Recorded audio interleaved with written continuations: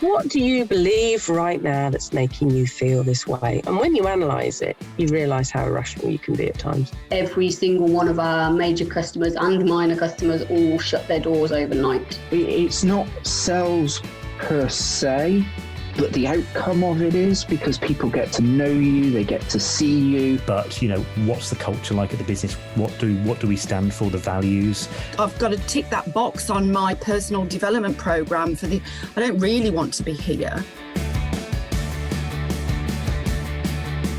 Scaling up a business isn't easy. If it were, we wouldn't have less than 4% of businesses scaling beyond 10 employees or around £1 million turnover level, and less than 1% beyond 50 employees. But the contribution that we make as owner-managers to our economies is immense and should never be underestimated. Yet it can be a tough gig for all of us at times, and only other business owners truly understand the challenges that we face. And through ScaleUp Radio, we aim to help make things a little easier. We interview guests who have been where you are now and may have faced some of the challenges that you are facing. And they offer their thoughts and advice on what has worked for them, as well as what didn't. And we've also combined many of the lessons from these interviews, and also through working with hundreds of owner managers over the last 10 years or so, into a practical scale-up handbook that we've called the Entrepreneurial Scale-Up System, or ESUS. And it's for owner managers like you and me as we navigate our own scale-up journey. And you can order a copy through your favourite online book retailer, or by going to all the W's, esusgroup.co.uk, www.esusgroup.co.uk. What a great discussion today on ScaleUp Radio I've had with Rob Markwell of Pitch Consultants. He, we started off by calling him the managing director, but he's not really one for titles, and actually he described himself towards the end more as a caretaker, and you can hear how he gets to that side of things through his conversation. But he's been through so much with Pitch Consulting. Started it with a partner.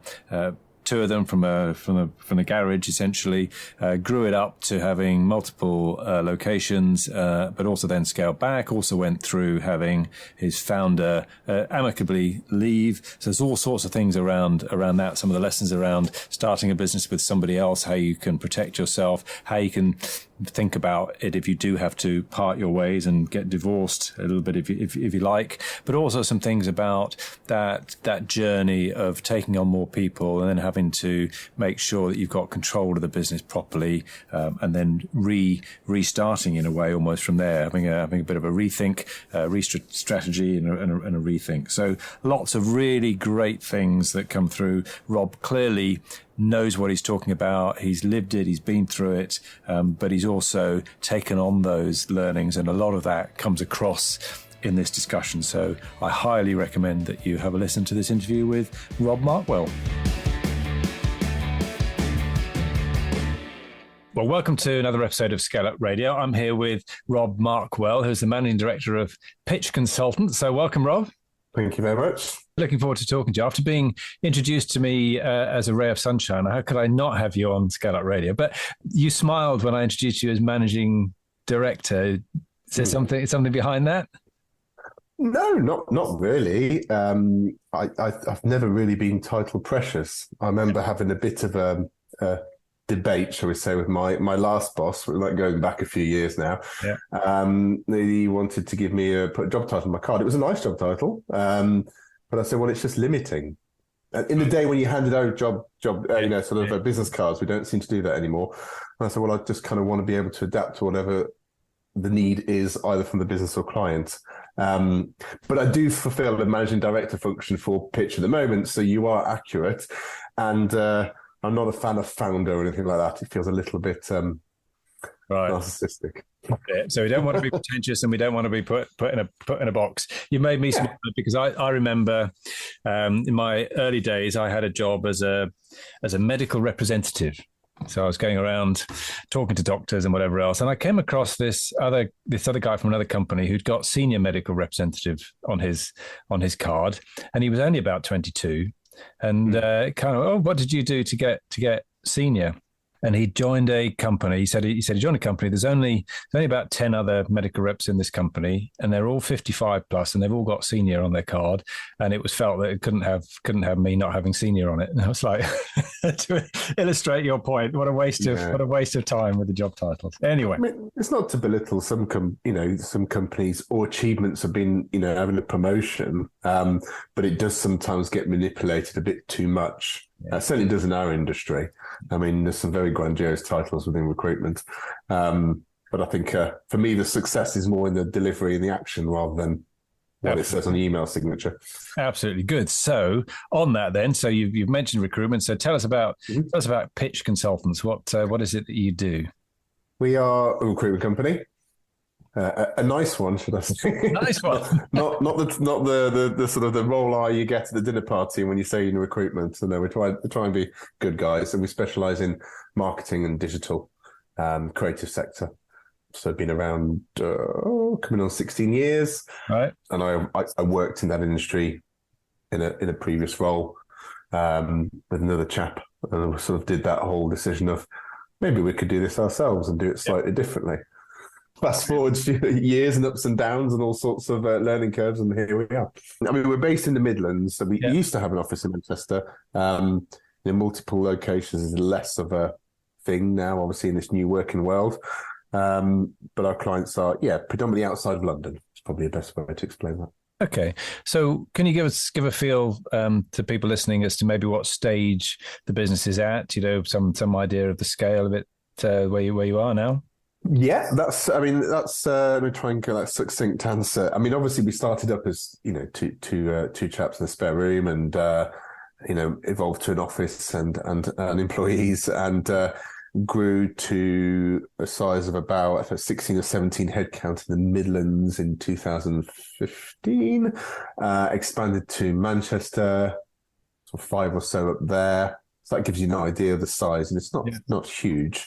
Yeah.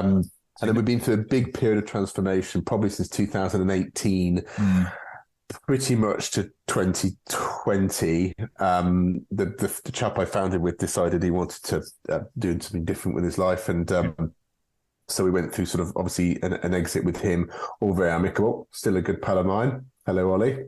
Good. Because I will make you listen to this. And then obviously with a bit of a rebrand and sort of relaunching it, and had to close Manchester to sort of bring it back and to manage one location. And we're raring to go out the blocks in our new guys, and then we all got locked in. Yeah. So that's obviously a very turbulent time for any recruitment business, and most businesses, in fact. But we sort of took that as an opportunity to stop, have a think, and reposition. And now we are more like 13, 14 people in the Midlands, and just gradually getting ourselves back to pre-COVID size. And So what, there are other recruitment agencies, I believe, around. So what separates you from them? What is it that you try and do differently? I think if you go into any recruitment website, they're going to tell you the same things. We're specialists. We're different. We listen. We're consultative. And you probably should go onto our website. There's probably those words somewhere as well. I think for us, first and foremost, is the people that we recruit. Right. We're super picky. Recruitment's a pretty low barrier to entry industry, and generally that means that anybody that can show a little bit of swag and gift of the gab might get a go. We invest a lot in development and training for our team to make sure that people can manage. Because that's the other problem with recruitment. I think it's not very good managers and leaders. Maybe there's a good owner who set up a good thing, but that middle management fails a lot. We are dealing with people. That is our commodity. And as much as we are trying to get a commercial gain, not here to try and make people do things that they don't want to do or pull any wool over the eyes. And I think for us, it's our ethics. I think I'm really proud of how we behave, how we treat our customers and clients. It doesn't mean we're yes people, but we're good people. Yep. We try and, do well financially so we can give back. So we do a lot of various charitable endeavours. We have previously and are hoping to bring back a scheme called Beehive in the next academic year for higher education. My business partner is on maternity leave at the moment, so I had to knock it back a year. But we help students basically get exposed and work experience, and we do all this for free. So I think you got someone who just genuinely does care. Yeah. And that sounds really wishy-washy, and it probably is a strap line on very many recruitment websites, but I can demonstrate it. Yeah. And I think probably the best way that I could do that is if you did Google us and looked at the Google reviews, and they are majority candidates. We all want client testimonials, and yes, we want to please the clients and they pay the bills, and we're very grateful. But it's how you treat the candidates. Okay. Are you treating them like people or, a number? And hopefully some of those reviews get an idea that we do care. Which makes the job more enjoyable. Yeah, absolutely. No, brilliant. Good. So what sort of things do you love? I mean, you've obviously been in the recruitment industry for a while. So what do you love about it? What keeps you getting up every morning and driving forward? What do you love? Funny. Yeah, I was asked that question the other day. I don't dislike, but I wouldn't say that I particularly have an affiliation or a love for recruitment, per se. Maybe I would have asked me that question 10, 15 years ago. I love the business. Yeah. And I really love getting to know our clients. I am more detached these days. I don't have as much client interaction as I used to.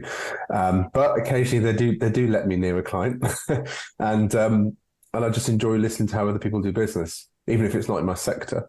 Yeah. I like building.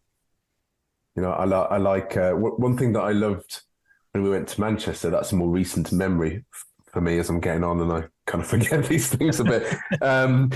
It was that in one room, startup mentality, 2 or 3 people graphing it out. I like coming up with something new, and I like the people I work with. I think camaraderie is a big thing for me. That's what gets me up in the morning.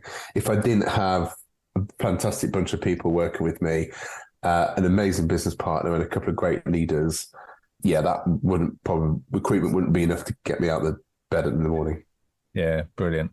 And I know there's lots of things, but it might be a bit of a difficult question. But what sort of things frustrate you or drive you mad about the industry? About our industry? Yeah. I mean, we probably don't have as long, but I mean, I think the first thing that it partly frustrates me but motivates me is a preconception of what a recruitment company is like and what recruiters are like. Yeah. And I don't get defensive or upset if the standard starting point is, it's a necessary evil. Sometimes how we look at lawyers, for instance. I mean, we have a great firm and they're brilliant. But I do know what they mean. I've come across some that it is just painful and a necessary evil. So it's a frustration, but the motivation. I think because we deal with people, this applies to any business, people just not saying what they actually think. Yeah. I think, when you're trying to help people find jobs and match people with each other, if the open and honesty of, yes, I like that and no, I don't, we'd all get there a lot quicker. Yeah. I do sometimes think the frustration that I find sometimes is because I do believe we do a good job and I do believe we add value to clients, and we found a way of demonstrating that, because that's the other problem with our industry, this sort of no win, no fee, mentality, and this kind of commission style is what as a client am I actually getting? I feel like I'm parting with thousands of pounds and all you've done is send me a CV.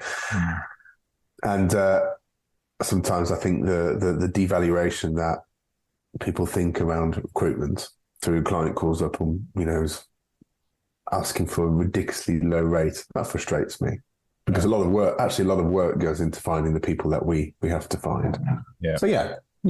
And in terms of the money, how does that work? Is it a percentage fee based on the candidate's salary, or do you do something a little bit different?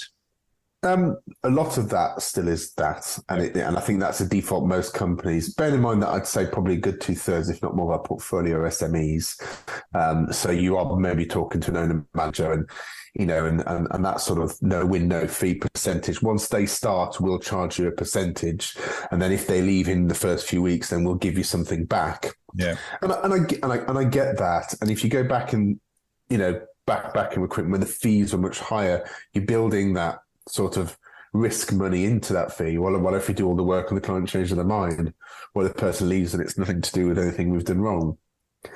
But the market's changed a lot and it's very tight. So when clients come in and there's a few other agencies involved, we kind of are very clear what service they get for that. And I think what you get the best from us is when you do the retained model, which is how a marketing company would charge themselves, how most consultants would charge themselves, which is, okay, well, you pay us a certain amount of the fee up front. And what we do with that money is we'll invest it into paid campaigns. We actually do video campaigns. I mean, most people digest information via video these days and social. So if you're looking for a job and you can see the person you're going to work for being interviewed about what it's like to work for them and what they're looking for, then your engagement goes through the roof.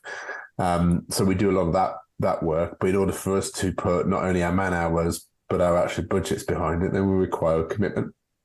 But the results that we get through and how we get people through the door for clients is astronomically higher. But it's still a changing minds one by one, getting them to commit to you up front. If I go back to all those sort of worries about recruitment, well, don't mind paying you up front if I know you're going to go and build me your product in the factory, but how can you guarantee you're going to find me a human being? And I totally get that. But that's probably 50% of our income is retained, and the rest would be as you would expect it to be, that sort of no window fee model. Great. So what's you mentioned a lot of your clients are SMEs. It's a challenging market out there at the minute, isn't it? Finding good people. What sort of things should we bear in mind when trying to attract talent? Trying to recruit, maybe things that maybe you see people get wrong, or good approaches that work, or what things should we think about?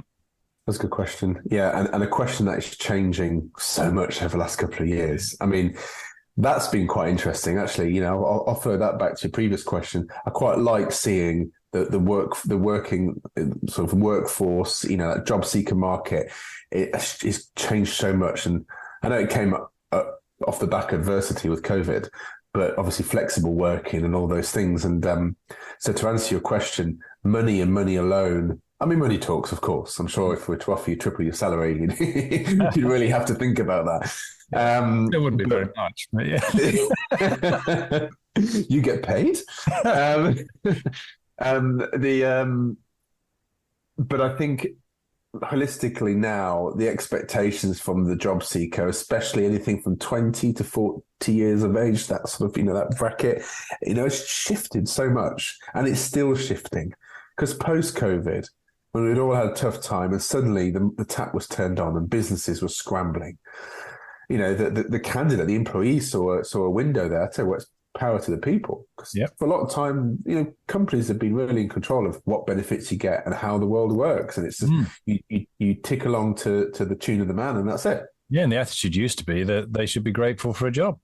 Absolutely. And one of the biggest bugbears I used to get from clients, if I go pre-COVID, who had a brilliant candidate on in the process, who did massive impact on their business, but the candidate's got choice. And we would talk about, look, you've got to sell them the company. It's a two-way, you've got to make them want to work for you. And I'd get, well, they should want to work for us. And, that never works, or it doesn't work for long. And I think companies realise actually post-COVID, blimey, we really do have to sell it. And then the bidding wars and the salaries went through the roof, and candidates are expecting total flexibility. And some companies did do it. They caved, or they wanted to sound popular on LinkedIn. And I suspect, as we are now in obviously a downturn and a recession, and I don't think that's going to change anytime soon. You are now seeing those companies struggle because it's easy to give and it's much harder to take it away. So the balance, to answer your question, so flexible working, but still some office time where possible. Some exemptions will apply because that's good for people's mental health above all, in my personal and humble opinion. Also for people's development. If you're new to your career, you learn by being next to your peers. I'm not saying the seniors always know more, but we do add a dimension, and then the new guys come in with creativity, and it's a great melting pot. And that's how offices and businesses and teams have worked. If you like hockey, that's often how hockey teams work. You've got the old boys and the young guys mixing, and they learn from each other. And my daughter's big into hockey, and she learns lots from the older guys.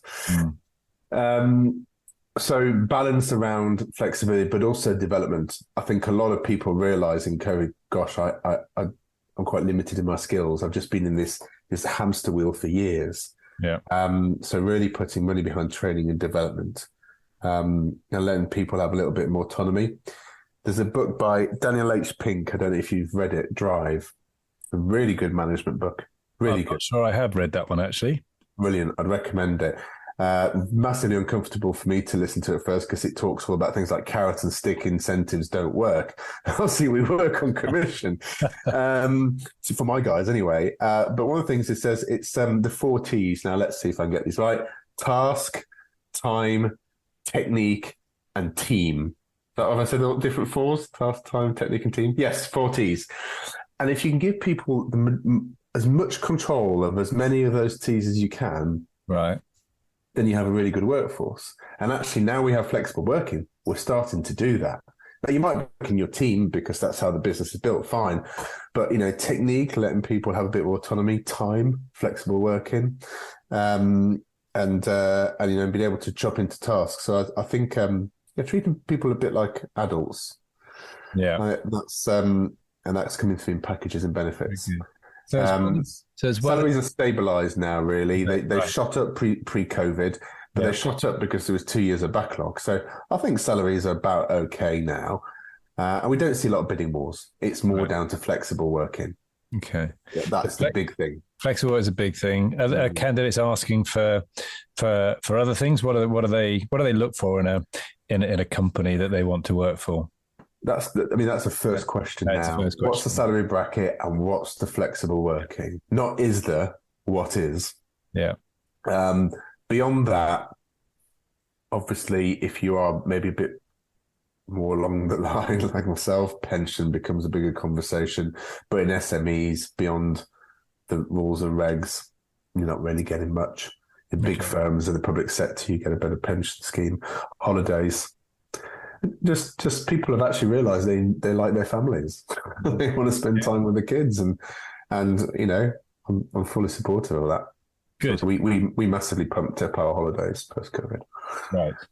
So there's a number of areas I'd like to explore. So I'd like to explore the fact that you've scaled up and you took on extra offices and then you had to scale back down a bit, whatever. But also with your founding partner that you parted ways. Should we start with that one? And I quite like, because I know it's quite when people start up in business, it's quite often that decision as to whether to start. It's better to start with somebody else or whether to start on your own and whatever.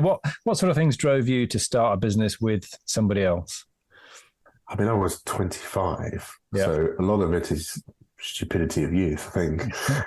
I'm going to be honest. But so Ollie and I had worked together at the previous. So my first job in recruitment, I fell into it as most people do. It wasn't what I thought I was going to do when I was 10. I got a job in a recruitment company, quite liked it. And this chap there called Ollie, we got on well. He then moved on to a new job.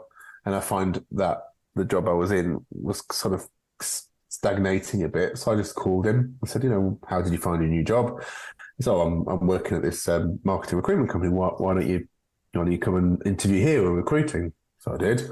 And they were stupid enough to employ me. And then a few years later, we were just, having a drink one evening and, it went from there. We complemented our skills quite nicely. I've always been more sales, business development. That's probably more my strength. And he's a really good client services person, and really good with candidates. He had some good, big relationships. I was quite happy to go and scrap around to find some new ones. And we got on. And that's important. But obviously when you set up and you have the sky dreams of, it all going and selling off for millions and retiring on the beach, but you don't realize that you both will have to change, evolve, improve, get better. Because running a company with 2 of us in a spare room, that's easy. You start putting the complexities of a payroll and staff, multiple offices. We do a lot of freelance, so we payroll freelancers and charge them on to our clients. And so financially and that becomes more complex. So I don't think, if I was to rewind the clock, I wouldn't like to do it by myself. I'll be honest, because my camaraderie, and we had great camaraderie. But I think we just got to a point where Ollie wanted to move to try something different, and running a business wasn't really what he wanted to do anymore. And I think, I'm sure he wouldn't mind me saying, I think it's probably something he felt for a while, but he's very loyal and still loves the brand. But when that came to be, I can imagine if we didn't have such a good friendship and respect for each other, that can be very, very damaging for businesses, especially as we set up 50-50, as most partners do. Yes, I was going to ask you that, indeed. And I'm actually doing a bit of advisory for a business at the moment that are setting up, and there's two of them setting up, and they want to do 50-50. And I'm just like, you just need to really realise how tricky that can get if for some reason you fall out. Luckily, we never did, but it was still complicated and painful. And when you have to talk money, that puts a lot of strain on relationships. A lot. So, and it is often, it is definitely a big consideration when two people start up a business, or multiple people. It doesn't just have to be two, especially if perhaps maybe they're at different stages of their life journey as well. Anyway, and one might want to think about finishing earlier. And yes, those discussions can be really tricky. I don't want to give away too much detail, but how did you go about divorcing each other divorcing Ollie from the business? We thought we should start seeing other people. Yeah. I think it just sort of, we had a couple of challenges with the business. Our accountant at the time had royally messed up, and that's been polite. So put a bit of strain on the business, and we sorted it out, but it was quite a bit scary for a while. And I think sort of realised, I don't know if I'm up for that. He's older than me. He's at a different stage, and just had a baby. And like you say, it's just life. We never fell out. I think if we ever fell out, it was over something silly like what colour should the sofas be in the seating area. It was never anything important. Hands up, I was definitely in my early years a lot more stubborn and fiery headed, and he would be the one to cool me down. So I owe him a lot for that. But as we just sort of grew on, I wanted to push. I wanted to, I wanted to go, and I think he's just thinking, well, I'm not sure. And actually, even if you don't fall out, if you've got two owners like us and we're not quite rowing in the same direction, it creates a lot of problems without even realising it does. So we just sat down, had a conversation about it, and it just sort of naturally happened. I learned a lot, heck of a lot of paperwork involved. Mm-hmm. I think I've got a picture of the boardroom table covered in about 30 different forms, and you have to get lawyers involved, and lawyers like to fight. Yes. So we actually sat our lawyers down like the kids and told them, please, can you stop fighting? Yeah. They have to win their argument, don't they? Yeah, it was very amicable. Yeah, it was a bit awkward at first, but we see each other regularly. We talk. He works for one of our clients. He's right. And that was all amicable. And we made the necessary adjustments on post-termination restrictions to allow it. It's just one of the things that happens. But every time I say that, they're like, "Oh, what's the goss? What happened? What was the point where you decided to throw plates at each other across the kitchen?" It just never did. Yeah. And it was lucky that the first person we ever employed in 2011, I think, or 10, I can't remember. And it was just two of us going, "Gosh, we're busy. We probably need someone to come and do some stuff. We don't know what." And the receptionist in the managed office at the time had a bit of a spark about her, and she seemed to have an answer for everything. We thought she could do good in recruitment. And we gave her a job, and she stuck with us and worked hard, and she became a sort of a minority director and shareholder while Ollie was still part of the business. Okay. So as he was sort of exiting, if you want, she kind of came a bit more into herself and was able to take a bit more ownership and have a bigger role. Steep learning curve for her, and very, very different people. So whilst he left, Pitch naturally had sort of a bit of a replacement for the yin to the yang, if you want. Yeah. So I'm the one who does the calming. Right. It must be an age thing. Yeah. So would I be right to think you didn't really set up with a full shareholders agreement at the beginning when you were First. We did. We had I think we had one downloaded off the internet to start, and then the business went a bit more complex in terms of growth. So we had to have a better one done. Right. So we had a better one done. Yeah. But Sod's Law, the clauses that become an issue weren't in the shareholders in the first place. Right. But actually, just how it all happened, and I can't go into details. No. Had you how it happened, it wasn't quite defined in that shareholders. Right. So we had to rely on common sense and professionalism and friendship to kind of just see it out. Obviously, the one we now have is growing by every time. So the one that Rebecca and I have I would like to think is pretty bulletproof. Yeah. Literally the best money you can spend from day one. Yeah. If you're going to go 50-50, because the only thing that matters is the survival of the business. It's not the survival of Rob or Ollie or Tom, Dick or Harry. It's the business. Yeah. And it's really hard sometimes to forget. It's not you, it's a business, and you are its caretaker. Yeah. And you literally have a legal responsibility for it. Yeah. And learn a moral one. Yeah. And within that, ideally defining what an exit looks like. So if one wants to leave, how's that going to work? How are we going to value the business? And how will that happen? It's a really interesting clause that I came across, which is called a shotgun clause in those sort of contracts. Have you come across that? No, go on. It's really interesting. Let's just take you and Ollie. There's a clause in there that says at any point either one of you can say, I've had enough. Right, I want to trigger this shotgun clause. Right, but let's just say Ollie triggers the shotgun clause, which basically gives you 30 days to decide the amount. The other person from the one that triggers it can decide whether they're the buyer or the seller. So it's you agree the way that the business will be valued. So you say, Ollie says, I want to be out, or I want us to split, and then you would be the one that has the choice as to whether to buy or sell to Ollie. To or from Ollie. Okay. You know what I mean? So it's more about splitting of the directors and splitting of the business. Yes, but the point is, it's the other person from the one that triggers the clause that actually has the choice as to whether they're in or out, which is a really interesting way of doing it. But I mean, it definitely gets to the point. I mean, there's all sorts of clauses in ours. From obviously, if someone says, I want to hang up my hat up, we have X amount of days to propose the purchase of the shares to the company or its directors before they then have an entitlement to go and sell them to whoever.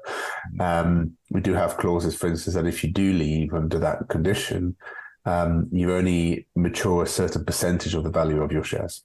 Perfect. So let's say the company's worth £100 and you got half and it's £50. Well, if you leave within this sort of reason, then you're only going to get 50% of £50. To sort of discourage that, the company's worth quite a bit now, let's cash in. The shareholders is there to protect the business. It's also there to protect the people who drive the business to stay in the business, quite rightly so. But, obviously in the situation I find myself now in a majority shareholder position, then there's things like drag along and tag along, etc. But interestingly, where I find myself in a shareholder position now is only as a consequence of that exit rather than a strategic move from me. So in our current shareholders agreement, because I currently sit at 90, I actually engineered some clauses which reduce my power, if that's one of a better word. I've worked with Rebecca for years, so she knows me to be, fair and inclusive. But actually to say that, okay, well, on paper it's 90-10, but actually here you go, this, we are in this together, and these things I still have to have your input. So the absolute control above 75%, I've just knocked, a couple of levels off it. Very good. All right. No, excellent. So, some really useful things there, I think. So, and also from that, the stages, the milestones that you've been through, sound like you grew fairly rapidly. And then, as you were saying before, you then had to scale back a bit. Can you take us through some of the key things there that you went through? I mean, I had a fair understanding of business. That's what I studied. But no one quite, I definitely didn't put enough effort, thought, support, or resources into, having a good FD type person in the first days. And, we started with, like I say, a bit more of a sort of bookkeeper, if you want, and I naively thought that will do. We started turning over millions. And the complexities of temp. So I think probably one of the biggest things, and it's stupid when you say it now, but we started doing a lot of temp. So obviously you're putting out invoices of contractors plus your margin, and those invoices are going out with VAT because we're VAT registered, and then we're paying our contractors, and they're not VAT registered.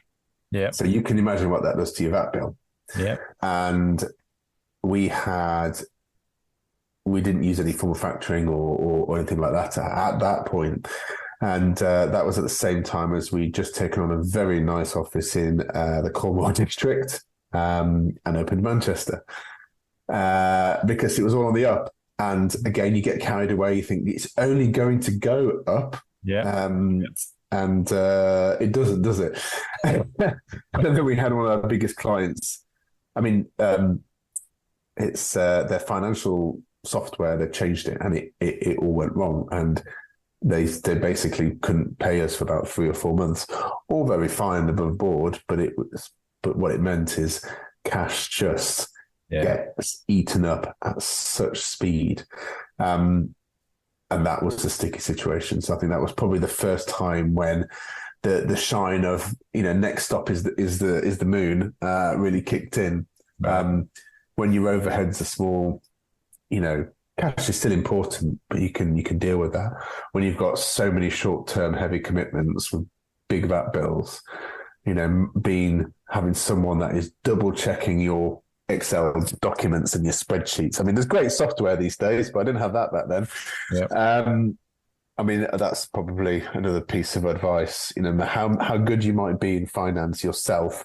If you're busy servicing your clients, your products and people, you need someone whose sole function is to make sure that you haven't forgot a formula and you haven't messed something up. So that was probably the first bit. And at what stage do you think that was relevant to, going back? Would you have brought that FD in? To be honest, I think I would have done it, as we looked to grow. So I think our first question, we used to be the custard factory in Birmingham. Okay. Yeah. Which, I've fond memories, great memories of there, but, it's pretty lax. It's not very expensive. It wasn't then anyway. And I think that we were 5 or 6 at that point. Right. And then we won some pretty big clients. Yeah. And I think it was, as it always is, it's a perfect storm. So we took on much bigger offices in the Cornwall. So obviously our rental rates pretty much went 5 or 6 fold up. Mm-hmm. So I think as soon as you start adding severe costs to your bottom line and to your fixed costs, but also the complexities, when it's a simple product like, I find you someone and I'll charge you a fee, game over. That's quite easy to manage. But when you've got a more cost of sale, like freelancer contract, or if you're a product or manufacturing basis, when you've got stock, etc., and dealing with depreciation, or in a restaurant where you're dealing with waste, etc., you need to be really hot on that. So as early as you possibly can afford, if I'm honest. I didn't have someone to talk to in business. I didn't have a boss. I didn't have someone who knew more than me, and that's dangerous. Always be around someone who knows more than you. Yeah. About everything. Yeah. Being the smartest person in the room is never a good place to be. No, definitely not. All right. So FD. What about managing the increasing complexities of the size of the team? What sort of how did you what sort of challenges did you face there, and how did you go about solving them? I mean, being pretty young in the early days, it's difficult. To be a man, especially as, sometimes, and look, I don't take any of this any formally in any way ageist at all. I just want the best. I care about the person's skill in front of me, and nothing else matters. But there is definitely something difficult about managing someone older than you. And also I didn't have much experience in managing. lots of experience in business, lots of experience with clients, lots of experience with candidates, but managing people was difficult. So I think I got an easy ride because the first few people we managed to employ were just fantastic. And we found them in the strangest of places.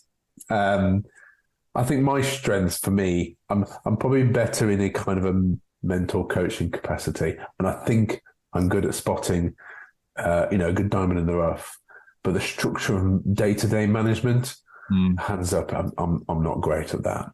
Right. And if any of the people, they're probably nodding along at that. But luckily, I've had good managers, and Ollie certainly was much more structured around people. But people are very time-consuming. Yeah. And that's not meant as a dig, they just are, because they're people. And you've got to recognise them as people, especially in SME. It's not like I've got a sales floor of 30 people on the fourth floor and, I don't need to know their names. We want to develop them. And in the early days, you can't attract often the senior talent, the experienced people, because they want to go to a known name. So you have to take younger, more inexperienced people and take a punt. Yep. Which is harder because then you've got to train them up. Yeah. So how did, what, any particular things that were done then to help with the management side of things? What did your managers do to? Well, we met a guy, and he's still part of our business, called Omar Carr, who's a sort of managing sort of our NED, if you want. Yeah. And in the early days, he was just a really good coach. Yeah. We'd send people in, for time with Omar. He used to spend 2 or 3 days a week with us. Yep. All right. He's pretty much part of the payroll. Yeah. And he'd sit in the meeting room and send people in. He did training. Great. He was also able to really work on with them as people, real proper mentoring stuff. And I think anybody who's ever worked with Omar at Pitch will remember one of the best things that happened to them in their tenure with us. He's great at just getting the best out of you. And also, getting you to see stuff that, you need to see. And rather than that sort of training where it's, okay, sit down, I'm going to tell you how to do this. So he was, in a way, he was my diversion technique. Well, I'm not good at this, but this guy is brilliant. Yeah.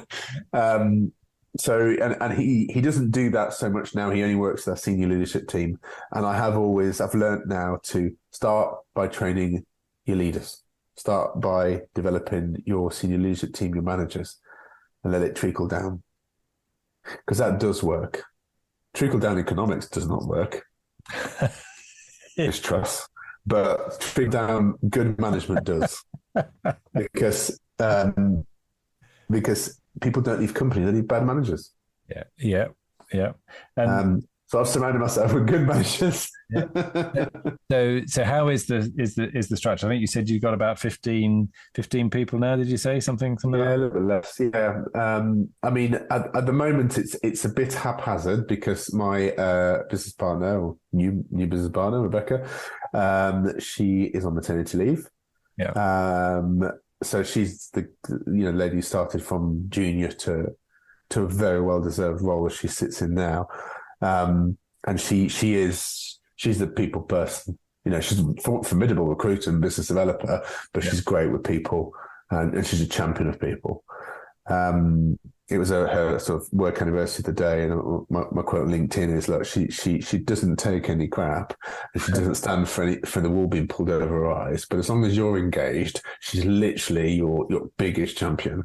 So she normally she manages everybody, and then she kind of ports into me if you want.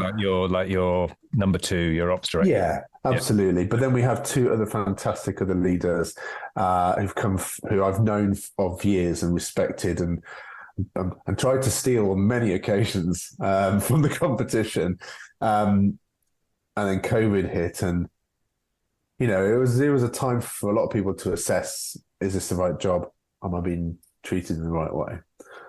And luckily, we were able to finally get Lauren Hyde to come and work with us, and one of the best decisions we've made.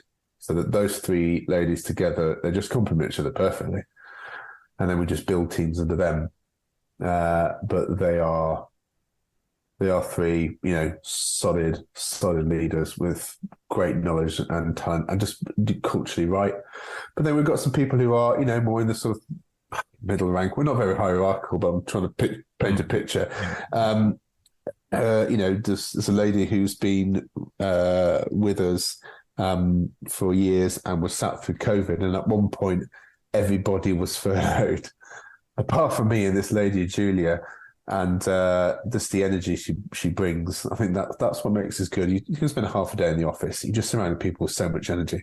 Well, you get a feeling from that from your website, just from the show reel that you got on your website. It made me smile when I opened it up.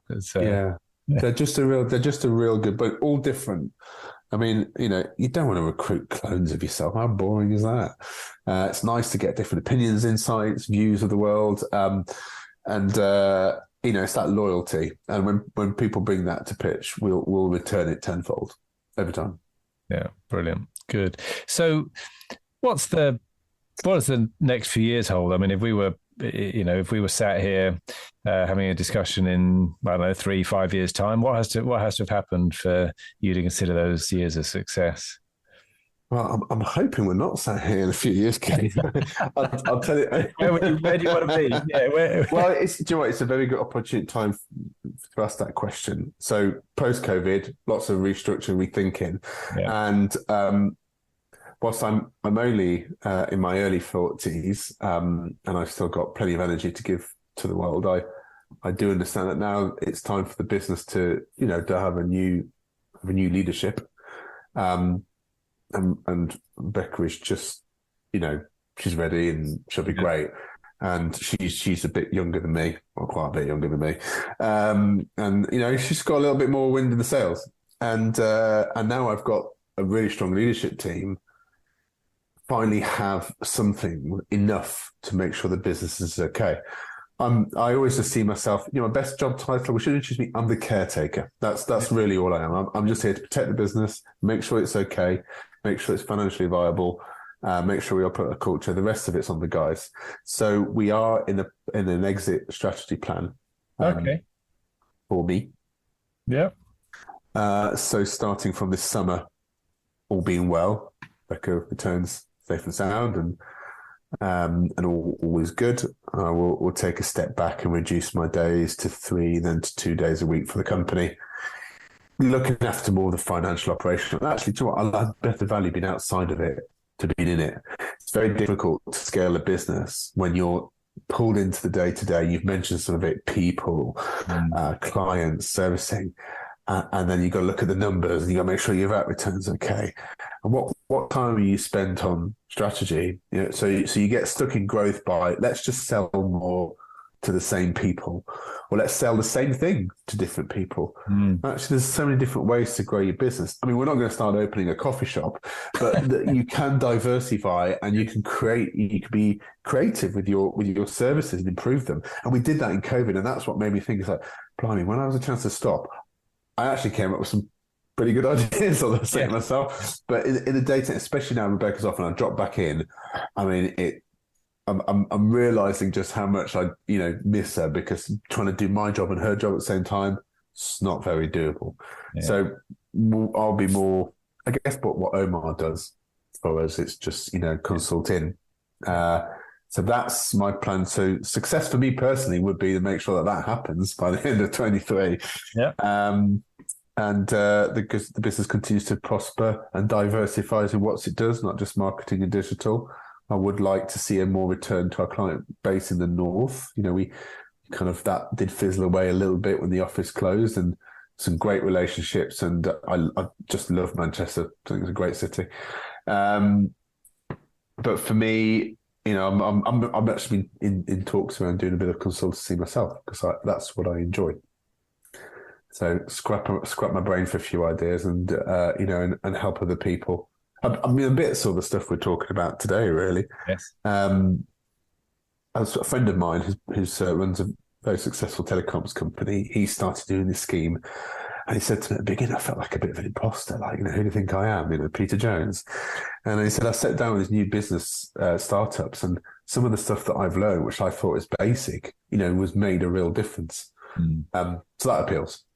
So I think that answers your question. Very good. Excellent. Diversification for Pitch and diversification for Rob. Yeah. And what's going to, what might derail that? What might get in the way of that happening? Politicians? Yeah, well, yes, they could get away with anything, couldn't they? Yeah. Yeah, the world. I mean, look, your plan's never going to go to plan, but you certainly should have one. Yeah. And one way or the other, I tend to get there.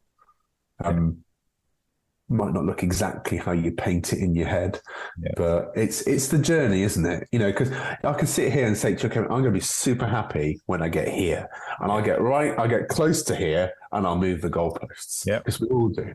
But I'm looking forward to seeing how it feels not to be in 5 days a week. It's been definitely an emotional challenge to get my head around it. So when we put the plan at first, I think I did go into a bit of a turmoil for which do I really want to not be around? But I think it'd be really good for pitch. I think it'd be really good for the team. Yeah, excellent. That's a strange stage in your life, isn't it? To realise that something might even be better if you're not around. I'm not sure what I'm saying about myself now.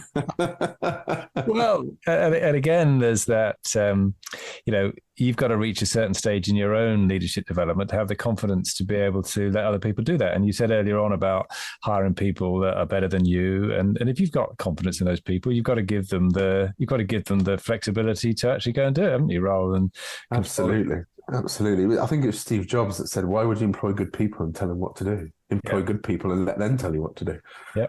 Yeah. 100%. No, it's Rebecca's father at her wedding. She got married. Oh gosh, I'm not going to say it because I got it wrong. Quite a few years ago, and he said something that stuck with me on her wedding evening. He said, you've always given them room to fall over and graze their knees. Yeah. And I thought, I didn't really think about it. I didn't really realize I was doing that, but it definitely made me think, actually, it's really important to let people a bit of space, controlling it so it's no damage to the business, but sometimes just let people figure out themselves. Sometimes you might be proven wrong. And that's good too. Yes, absolutely. Brilliant. Some fantastic insights from you, Rob. Thank you very much for that. Can I finish off with a couple of sort of quick fire questions? Yes. Good. So if you could go back to your younger self, what advice would you give yourself? Be less of a know-it-all. Less of a know-it-all. All right. Yes. Okay. Good. You've already mentioned Drive. Any other books or podcasts that have made a difference to you? Start with the Why by Simon Sinek. Yep. It's pretty much part of our rebrand. And Shoe Dog. I'm a big runner and a big Nike fan, and it is a great book. Okay. Yeah. Great. Fantastic. What apps or little bits of software have you found really useful in the business? Slack. Okay. Slack is brilliant. Good stuff. And what's been your most successful marketing tactic to generate new clients, new business? Authenticity. Letting people get to know us. Yeah. And then referrals, is that what you're saying? Recommendations or? Right. Okay. You're talking in terms of the call to action. I think in that case, to rephrase, probably video content. Right. And really just putting ourselves out there as people. Yeah. I personally am not a very public person. I don't use social media personally, and I have to be shouted at and moaned to use LinkedIn. I'm trying in 23. I am trying. But I understand the power of just putting ourselves out on there. And, when you see the guys on the reels of the videos, and we've got beautiful offices, so it's sort of nicely eye-catching. But you just can tell these people have been genuine and it's not forced. And that creates engagement and makes people want to work with them because you can talk to the person you're looking at. So yeah, video content, genuine, authentic video content. Brilliant. Thank you. No, that's great. So if people would like to find out more about Pitch, get hold of you or your team, what's the best way for them to do that, Rob? Well, you can obviously, the website, pitchconsultants.co.uk is on there. Our LinkedIn page for the company is probably where our most up-to-date stuff is posted, and you can see what we're up to currently. It's probably where we spend most of our time. You can find me on LinkedIn. I will promise to get back to you. I am getting better at it, but all my details on the website. And whilst I don't do the day-to-day recruitment for clients, you know, if anyone wants to pick my brains for whatever, well, I could definitely put anyone in touch with the right person anytime. Brilliant. Rob, caretaker of Pitch Consultants. It's been an absolute pleasure talking to you. Thank you very much for being my guest on ScaleUp Radio today. Thank you, Kevin. Thank you. I hope you enjoyed that discussion, and if you're building and scaling your own business, you might well be interested in our book, The Entrepreneurial Scale-Up System. And it's exactly what it says on the tin. It's a practical handbook around scaling a business in a structured way. And you can order a copy on all your favorite online retailers, including an audio version, or you can find it and other supporting resources on our website, www.esusgroup.co.uk. That's esusgroup.co.uk, which is esusgroup.co.uk.